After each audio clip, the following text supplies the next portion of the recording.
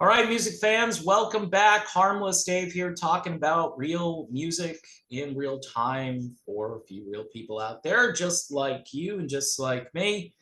Mickey Dolenz ends up being the last man standing for the Monkees. It's just incredible to think that he's the last surviving member of this group. Unlike other bands these days, the Monkees never went out and recruited other people. No, you had to have those four guys. So I hate to say it like this, but when Mickey goes, that's it. Unless they do, like the Monkees on Broadway, or, like they did with the Fab Four, they do the Prefab Four or something like that. But what's really interesting about the Monkees is that their music has stood the test of time.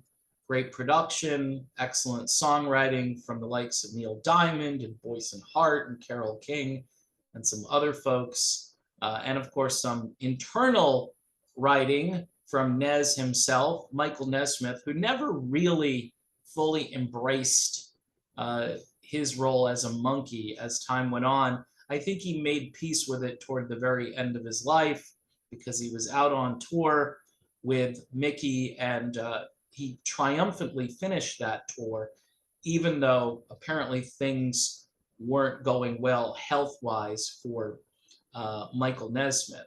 And it was sad to lose Davy Jones, who ends up being the youngest Monkee, and he ends up um, going first, which was really a sad thing a number of years ago. And really, I thought at that point, well, you can't really go on without Davy. But what they did was they went on and they paid tribute to Davy every night. Then they paid tribute to Davy and Peter Tork, who was probably the quiet Monkee, right? Like George Harrison was the quiet Beatle.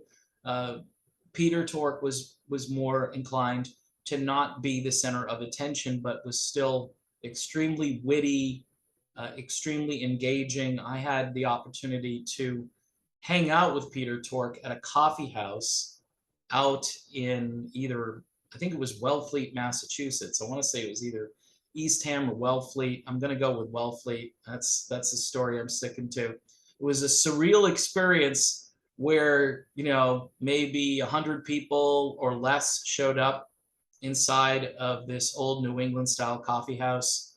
And Peter Tork sat at the piano and played songs by Carole King and told stories and, did some of his own compositions as well. Really interesting. And then to get to talk to Peter as he's puffing away on a cigarette. I'll never forget that. That was just a weird, life changing experience. This was just before the Monkees came back into the spotlight when MTV started playing their TV show, like one episode after another. I had seen all the TV shows multiple times because, like I tell people, the Monkees were my babysitter. Thanks to Channel 56 in Boston, I'd come home from school and there would be these shows that were one after another, which were extremely entertaining. Dale Dorman, who is this amazing DJ in Boston, was actually the guy who did voiceover for Channel 56 in between the shows. So it was Uncle Dale, and Dale was just, a great afternoon sort of hosting the shows for kids. And it's pretty crazy. People think, oh, well, the Monkees, that was kind of like adult slapstick comedy. You know what? Television stations were smart to put that into reruns because it was very entertaining. It was very innocent, especially by today's standards. All the critics like to say the show actually had a few drug references or veiled references to smoking marijuana. And it's like, really? Okay. The show is not edgy in that sense. It was edgy in the sense that these four guys were crazy, and it was great, great television. And even to this day, if you watch the Monkees, you're gonna be entertained. And just to see those four guys back when they were young and vibrant and obviously living, it's pretty remarkable. And what's even more fascinating is that Mickey Dolenz ends up being the last man out. He's also the guy that kind of carried this band vocally. He is the key lead singer on most of their big hit songs. And, for whatever reason, that just seemed to work time and again. And I'm a believer, Last Train to Clarksville. Once you get there, you're in a place where, wow, this guy can really sing. And he's 77 years old, and his voice is remarkably intact. I'm not going to say he sounds like he did in 1966. That would be kind of goofy to say that. But, based on what, is going on in the world of older guys trying to sing, Mickey Dolenz is a force of nature. And a lot of people don't give him credit for being the amazing vocalist he is. When the Monkees did that album a few years ago, and that's after Davey had passed away, but right before Peter passed away, I think the producer at one point said, we thought we were going to have to lower a couple of keys for Mickey, but that wasn't the case. He went in there and just belted everything out in a way that we weren't expecting. So a great record, by the way, to go listen to. And, it's sad that more of that kind of music wasn't made, where you had different producers coming in, different writers coming in.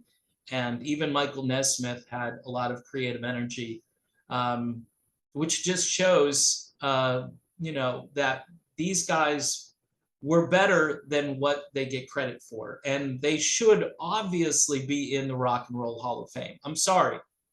I know this doesn't fit the template. I know these guys, weren't giving the middle digit to the man back in the 60s like they should have been, right? Or they weren't, going off doing crazy stuff and being recognized for being outrageous on stage or anything like that. Technically, people are always going to say, yeah, they were one of the first boy bands, right? Well, the Beatles, you could say, were a boy band too when they started, right?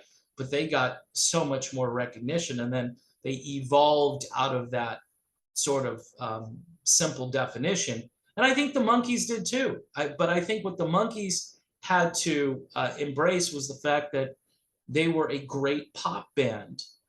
They weren't a rock and roll band necessarily, although they incorporated a ton of upbeat, up-tempo, guitar-driven music into their catalog.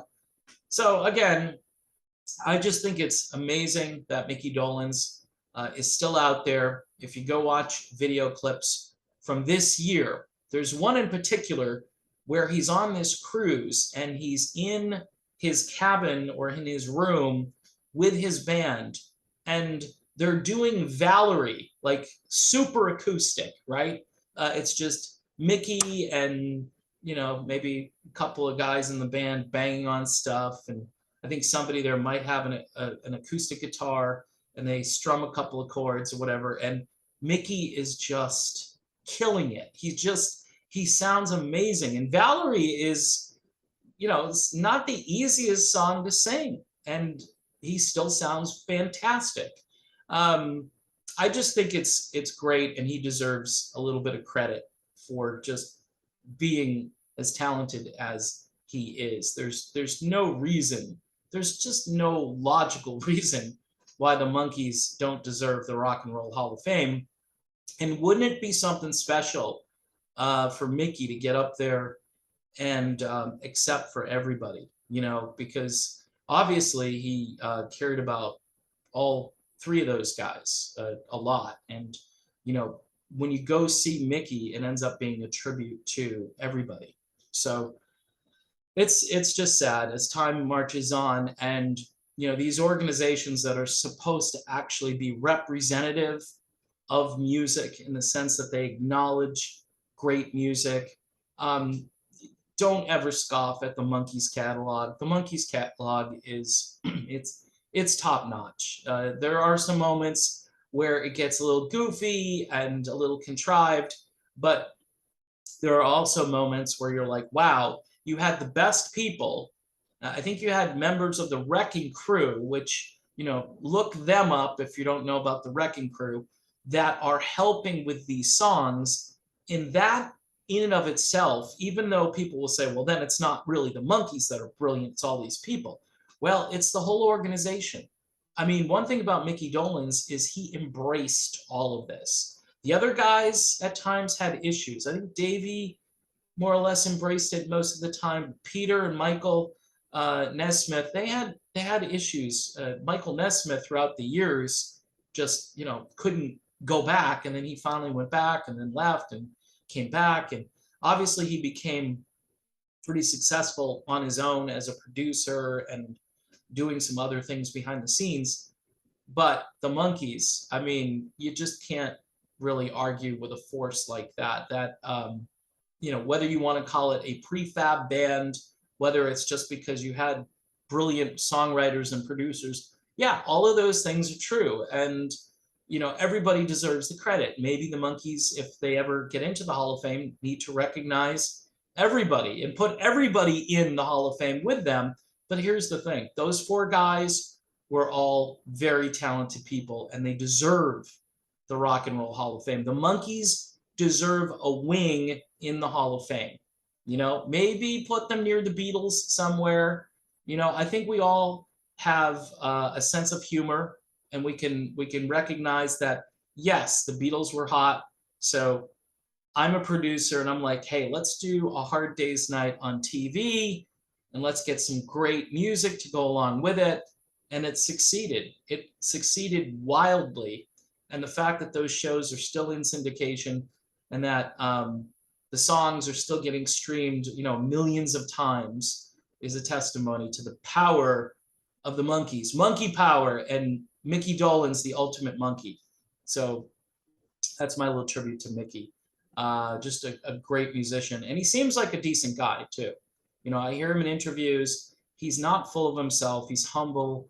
He says all the time, I was really blessed to be in this. And there's no better guy to keep this going than Mickey right now. So that's my video. Thanks for watching. Don't forget to subscribe to the channel. Hit the bell for notifications. Patreon, folks, for just $1 a month. We need patrons over on Patreon. If you can afford the buck and you like the channel, please help me out. All right. See you soon.